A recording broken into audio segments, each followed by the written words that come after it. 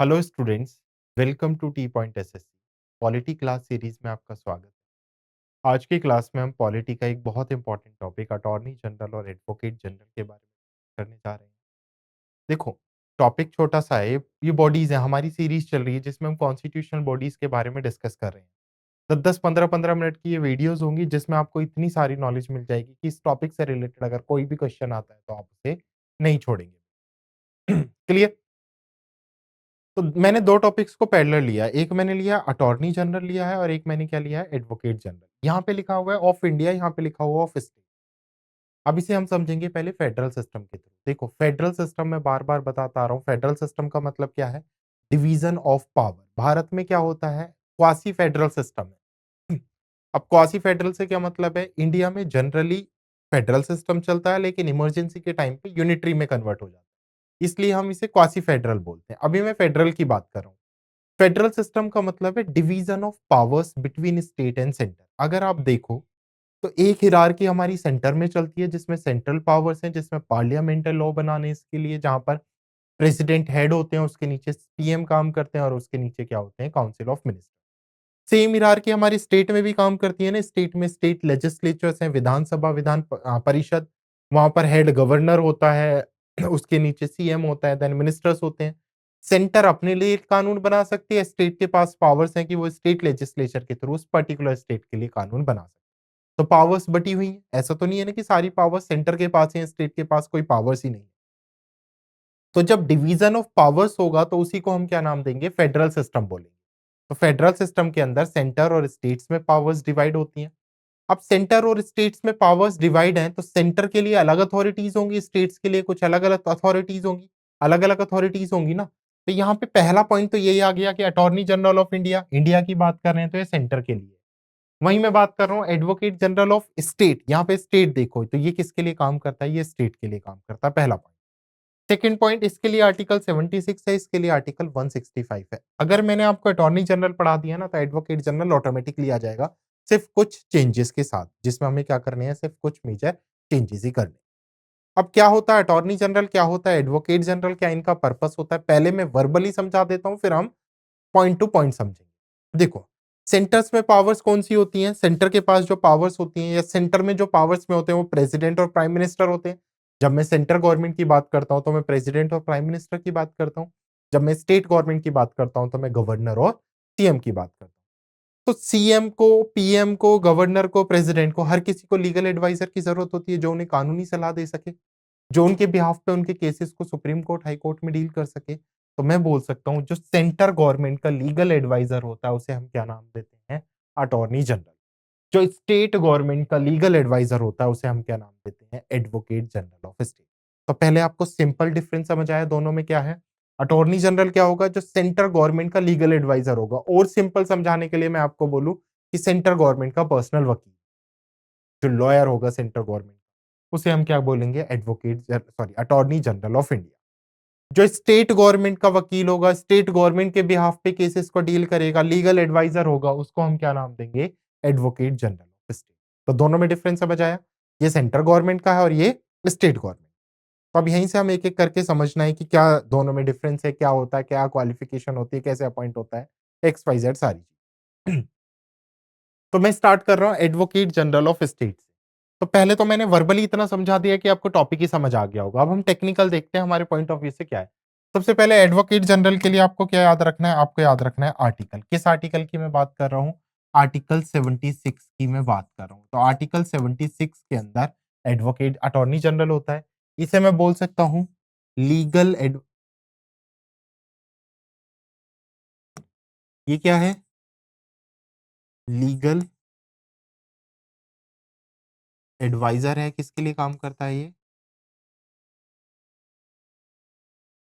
Centre government. Central government का legal adviser है। तो इसे कहा जाता है highest judicial officer in country. तो कई बार आपसे पूछा जाएगा ये, और ये कई बार एसएससी में पूछा गया है, मोस्ट इंपोर्टेंट, कि हाईएस्ट जुडिशियरी ऑफिसर कौन होता है देश का?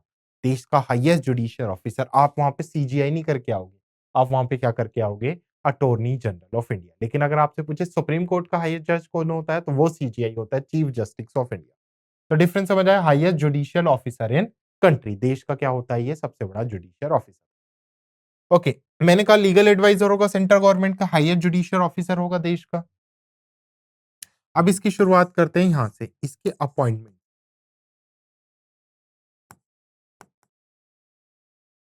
कैसे इसे अपॉइंट किया जाता है, कौन इसे अपॉइंट करता है? सबसे पहले मैं बात कर रहा हूं इसकी क्वालिफिकेशन।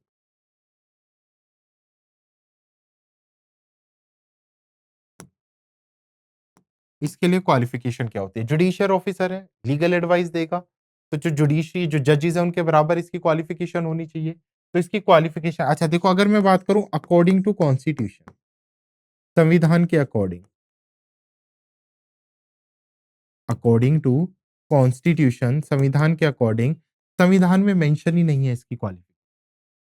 कॉन्स्टिट्यूशनल कुछ क्लियर नहीं कहा है। कॉन्स्टिट्यूशन ने किसके ऊपर छोड़ दिया है? कॉन्स्टिट्यूशन ने छोड़ दिया है पूरी तरह से किसके ऊपर? प्रेसिडेंट के ऊपर, देश के राष्ट्रपति के ऊपर।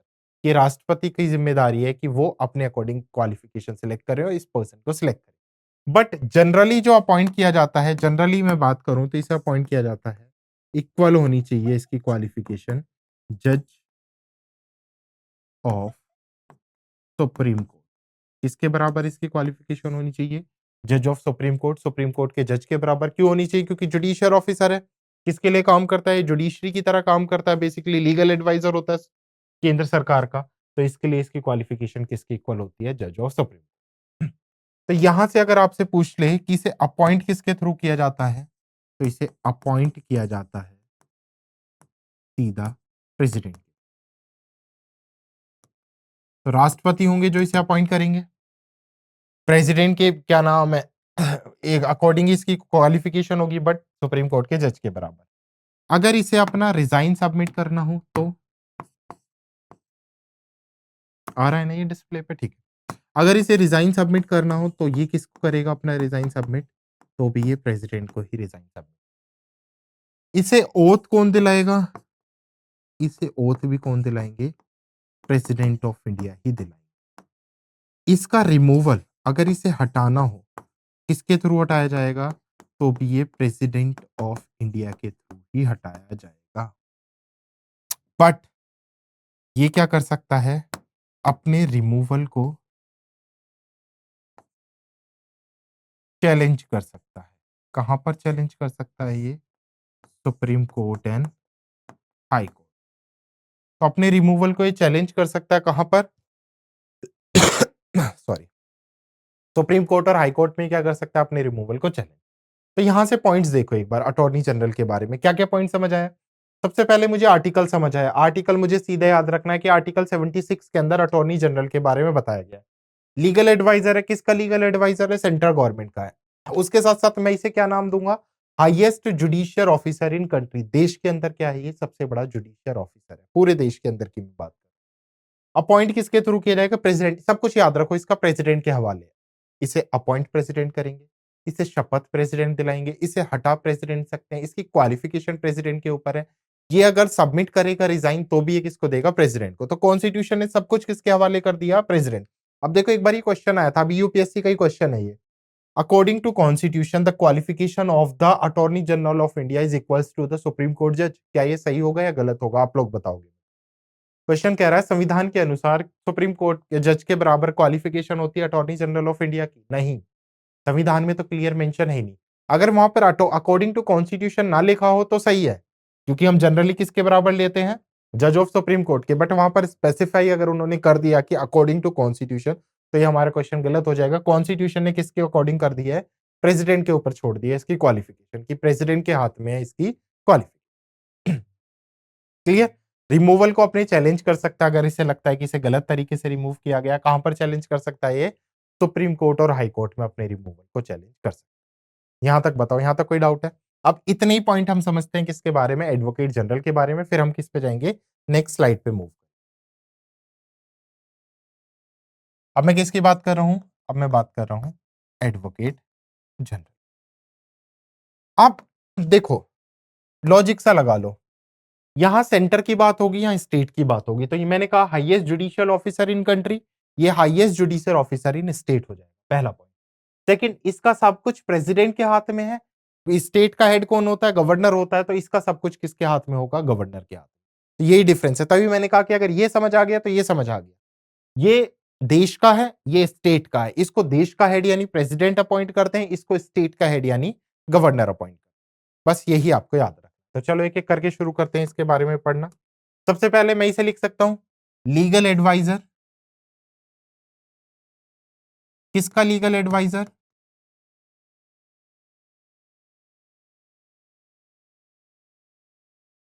स्टेट गवर्नमेंट, क्योंकि ये किसके लिए काम कर रहा है? ये स्टेट गवर्नमेंट के लिए। उसके अलावा ये highest judicial officer in country, इसे मैं लिख सकता हूं हाईएस्ट जुडिशियल ऑफिसर इस ऑफिसर इन स्टेट, सॉरी। तो ये कहाँ का हाईएस्ट जुडिशियल ऑफिसर है? स्टेट का। अब इसके भी अपॉइंटमेंट से हम बात करेंगे।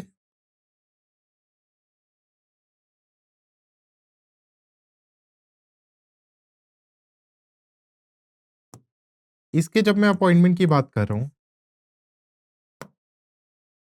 कहाँ गया? अपॉइंटमेंट में सबसे पहले वही क्वालिफिकेशन, जैसे उसकी क्वालिफिकेशन अकॉर्डिंग टू कॉन्स्टिट्यूशन इसकी भी फिक्स नहीं है।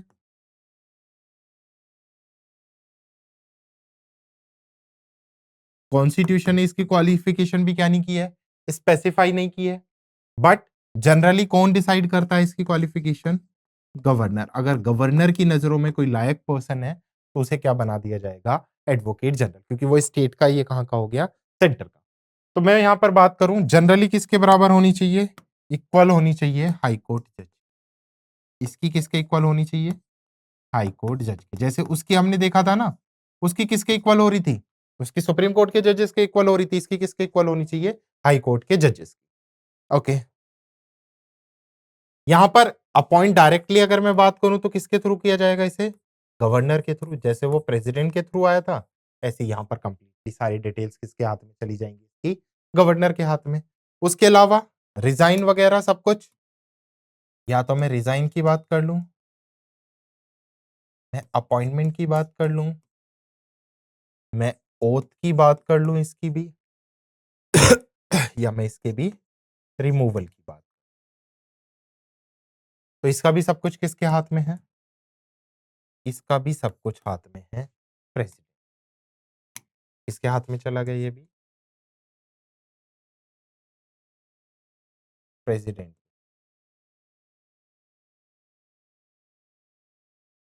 सॉरी, नॉट प्रेसिडेंट, गवर्नर के। किसके हाथ में है सब कुछ? गवर्नर के। कभी सब कुछ किसके हाथ में है? गवर्नर। ओथ भी किसके हाथ में है? गवर्नर। और रिमूवल भी किसके हाथ में होगा? गवर्नर। सब कुछ किसके हाथ में हो गया इसका? गवर्नर के हाथ में हो गया। सेम ये भी चैलेंज कर सकता है अपने रिमूवल को supreme court and high court. तो देखो सेम सेम हो गया ना, जो इसका है वो इसका हो गया। अटॉर्नी जनरल आर्टिकल बदल गया, एडवोकेट जनरल आर्टिकल बदल गया। यहाँ पर 165, यहाँ पर 76। बट और बदला है तो क्या बदला है? यहाँ पे सारा सेंटर के लिए तो प्रेसिडेंट, यहाँ पर स्टेट के लिए तो सब कुछ किसके हाथ में हो गया? गवर्नर। तो ये तो हमने बेसिक डिटेल्स देख ली। अब इनके वर्क क्या होते हैं, फंक्शन क्या होते हैं, ये क्या क्या काम कर सकते हैं, एक बार हम वो देखते हैं। जनरली वैसे तो टेन्योर 5 साल का होता है, बट प्लेजर ऑफ प्रेसिडेंट के हाथ में है, राष्ट्रपति के हाथ में। तो टेन्योर भी यहाँ पर आप लिख सकते हो दोनों का। मैं दोनों का कंबाइन लिख रहा हूं। जनरली तो 5 साल होता है, बट इसका प्रेसिडेंट के हाथ में होगा और इसका किसके हाथ में होगा? गवर्नर के हाथ में। तो इतना तो लॉजिक आप खुद भी अपने दिमाग से लगा सकते। क्लियर? ठीक है। नेक्स्ट देखो, अटॉर्नी और एडवोकेट। अब लास्ट इनका काम बचा है। इनका एक्चुअल में काम क्या है? पहले मैं बात करूँ अटॉर्नी जनरल की। सबसे पहले he can appear in supreme court on the behalf of central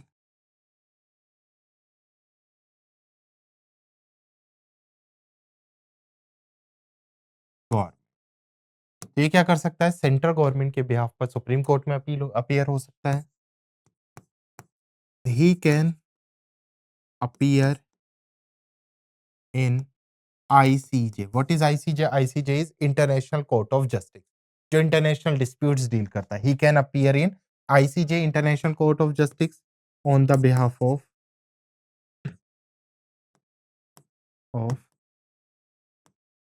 central government. Central government के बिहाफ पे he can not brief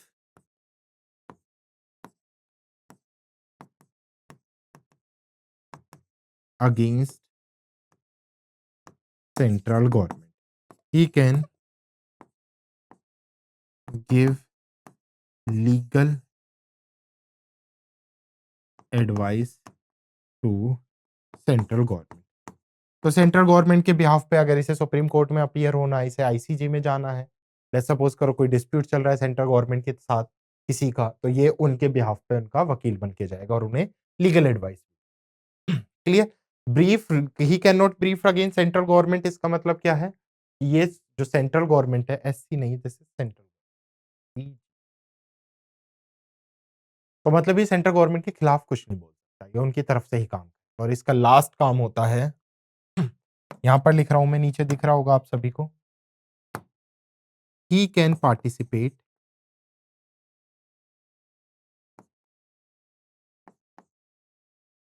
in the session of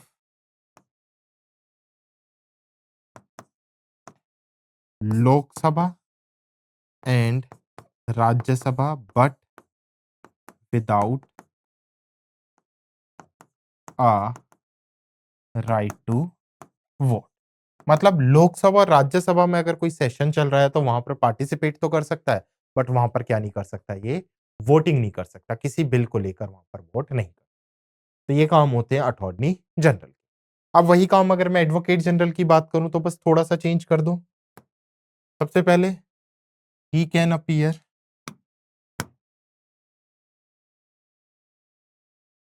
appear in supreme court and high court on the behalf of state government. किसके behalf पर? State government के behalf पर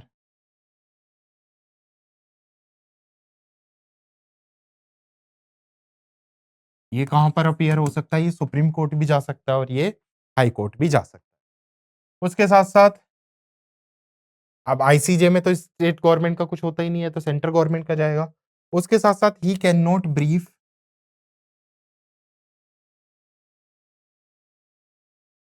against state government. State government के against brief नहीं कर सकता। Next, legal advice दे सकता है। किसको? स्टेट गवर्नमेंट को। और लास्ट, जैसे ये कहां पर पार्टिसिपेट कर सकता है? पार्लियामेंट में। ऐसे ये कहां पे पार्टिसिपेट कर सकता है? State legislature. तो ही कैन पार्टिसिपेट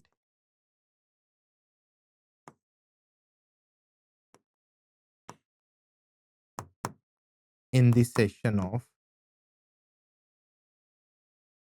विधान Sabha and Vidhan Parishad without a right to vote. बिना वोटिंग के अधिकार के ये कहां पर पार्टिसिपेट कर सकता है? विधानसभा और विधान परिषद। एक बार स्क्रीनशॉट ले लो, आप देखो, आप लोगों को समझ आया? क्लियर? और अगर मैं प्रेजेंट अटॉर्नी जनरल की बात करूं तो ये हैं आर वेंकटरमन, 16वें नंबर के हैं आर वेंकटरमन। तो ये 16वें नंबर के अटॉर्नी जनरल हैं। इससे पहले के वेणुगोपाल हुआ करते थे, अभी उनका रिटायरमेंट हो गया तो उनकी जगह आर वेंकटरमन। एडवोकेट जनरल की बात करूं तो हर स्टेट के एडवोकेट जनरल क्या होते हैं? डिफरेंट होते हैं, इसलिए आपको हर स्टेट के एडवोकेट जनरल याद रखने की जरूरत नहीं है। आपको सिर्फ क्या याद रखना है? अटॉर्नी जनरल से रिलेटेड। तो देखो, समझ आया ना ये सारा आपको? क्या-क्या पॉइंट्स हैं यहाँ पर? इसका भी एक बार आप स्क्रीनशॉट ले सकते हो। उसके बाद अच्छे से अगर आप ये भी सेव करके रख लोगे इसी एक स्लाइड के अंदर इतनी सारी इन्फॉर्मेशन है आपके लिए। आर्टिकल्स हैं यहाँ पर किसको कौन अपॉइंट करता है, किसका क्या पर्पस है, R Venkat Ramani attorney general और उनके फंक्शन। तो ये था हमारा कॉन्स्टिट्यूशनल बॉडीज़ में नेक्स्ट टॉपिक अटॉर्नी जनरल और एडवोकेट जनरल। प्रीवियसली हम सीएजी और इलेक्शन कमीशन कवर कर चुके हैं। बाकी नेक्स्ट सेशन में हम नेक्स्ट टॉपिक के साथ दोबारा से डिस्कस करेंगे। So I hope you like the session.